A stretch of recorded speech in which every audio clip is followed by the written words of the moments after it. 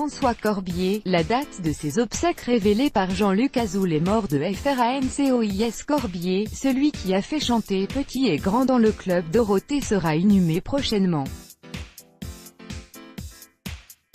Le producteur Jean-Luc Azoulay a annoncé la date des obsèques de François Corbier sur les réseaux sociaux. Mis à jour le 4 juillet 2018 à 11h48, sur Twitter, le producteur Jean-Luc Azoulay, qui s'occupait de l'émission Le Club Dorothée dans les années 1990, a annoncé aux internautes le décès de François Corbier le 1er juillet dernier à l'hôpital d'Évreux des suites d'un cancer. Les fans du club Dorothée, où il était apparu aux côtés de Dorothée jusqu'en 1996, sont en deuil, tout comme les amis qui s'étaient fait tout au long de ces années. Ils devraient être nombreux à lui rendre un dernier hommage le 5 juillet, date de ses obsèques qui seront célébrées à 14h30 dans le cimetière de Serré dans l'Eure. C'est le producteur du club Dorothée, Jean-Luc Azoulay, qui a donné ces informations sur Twitter, précisant que « tous ses amis sont les bienvenus ». Les obsèques de François Corbier auront lieu jeudi 5 juillet à 14h30 au cimetière de Serré, 27 220. Tous ses amis sont les bienvenus.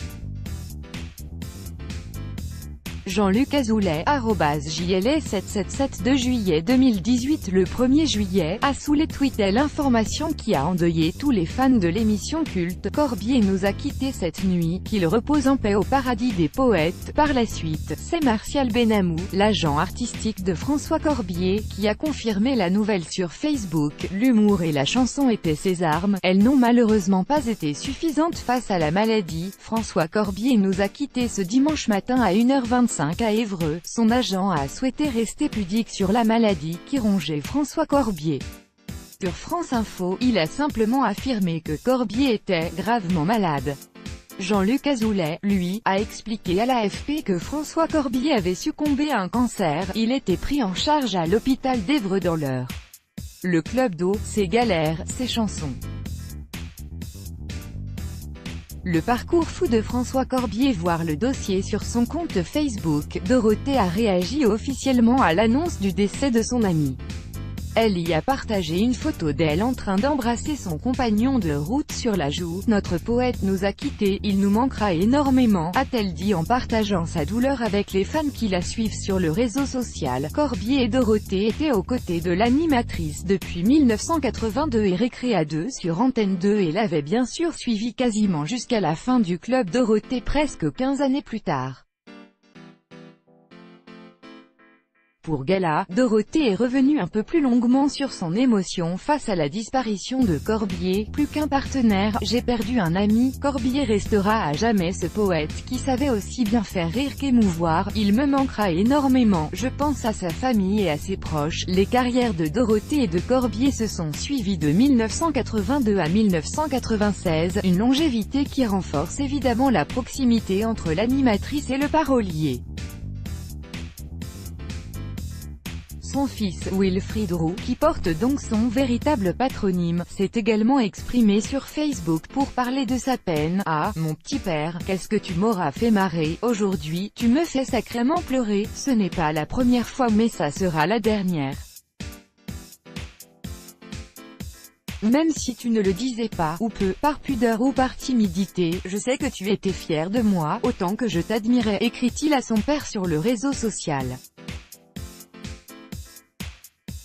Lui aussi a côtoyé Corbier pendant la période du club Dorothée. Patrick Simpson-Jones a fait part de son émotion à Télé Loisirs. « Je pensais à Alain Roux, son véritable nom, la semaine dernière. On me disait qu'il fallait que je lui envoie un mail avec des informations qui l'auraient fait hurler de rire. Ces informations relèvent de ses choix politiques, désormais démocrate aux États-Unis. Simpson-Jones a bien changé. Il sourirait certainement en pensant que 30 ans après, moi, le Britannique BCBG de droite de l'équipe, je suis devenu un Corbier bis. » Patrick Simpson-Jones poursuit et explique qu'il regrette de ne pas l'avoir appelé plus récemment. « Je m'en veux un peu de ne pas avoir pris le temps de le lui dire. Mes pensées vont à Dawn et Willy, sa femme Danielle et son fils Wilfried. » À l'heure actuelle, nous ne savons pas si Patrick Simpson-Jones sera en mesure de faire le déplacement jusqu'à Serré pour assister aux obsèques de son ami Corbier.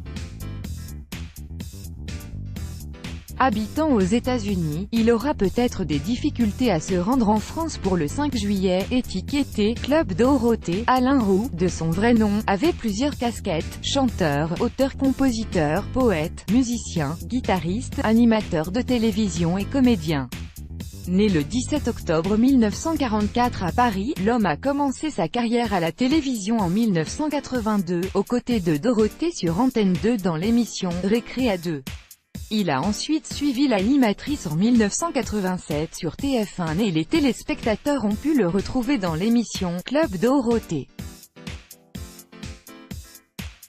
À cette époque, il a composé la célèbre chanson « Le nez de Dorothée ». Lassé, dit-il, il quitte le programme et ses acolytes, Jackie et Patrick, peu avant la fin de l'émission. En 1996, il traverse ensuite une période difficile. J'ai connu une dizaine d'années de galère et j'ai failli finir clochard, expliquait-il à France Dimanche en mars 2018. Initialement chansonnier, François Corbier veut, à cette époque, retrouver ses premiers amours. Mais l'étiquette « Club Dorothée », lui, colle à la peau. Il parcourt les salles de concert à travers la France et produit lui-même ses albums pour tenter de se faire une place. Son dernier album est sorti en 2015 et s'intitulait « Vieux Lion ». Il tenait également un journal secret sur son site officiel. De quoi est mort François Corbier? Alain Roux, alias François Corbier, est mort le 1er juillet 2018 à 1h25 du matin alors qu'il était pris en charge à l'hôpital d'Évreux dans l'Eure. Le chansonnier et co-animateur du Club Dorothée est décédé des suites d'un cancer, nous apprend Jean-Luc Azoulay, producteur de l'émission culte. Gravement malade, François Corbier avait lutté contre la maladie durant les derniers mois de sa vie. Son agent artistique, Martial Benamou, a expliqué sur Facebook qu'il n'a jamais désespéré face à la maladie et que l'humour et la chanson étaient ses armes face au cancer. Quand ont lieu les obsèques de François Corbier? Le producteur du Club Dorothée, Jean-Luc Azoulay, a annoncé sur Twitter la date à laquelle ont été fixées les obsèques de François Corbier. Celles-ci auront lieu le jeudi 5 juillet à 14h30 dans le cimetière de Serré dans l'Eure. Jean-Luc Azoulay a par ailleurs précisé que tous ses amis sont les bienvenus. Un dernier hommage sera donc rendu à François Corbier et l'on peut s'attendre à ce que ses amis de longue date que sont Dorothée ou encore Patrick Simpson Jones fassent le déplacement pour lui dire un dernier au revoir.